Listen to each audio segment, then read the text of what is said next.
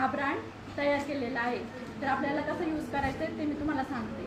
पहिलं तुम्हाला एक पाऊच घ्यायचा आहे, त्याच्यानंतर ते अनफोल्ड करायचं आहे, त्याच्यानंतर त्याचं बॅग काढायची आहे आणि हे जे पॅड आहे ते आपल्याला यूज करायचं आहे। यूज केल्यानंतर आपल्याला ते याच रॅपरमध्ये टाकून फोल्ड करायचं आहे आणि कचऱ्यामध्ये डिस्पोज करायचं आहे। समजलं सगळ्यांना?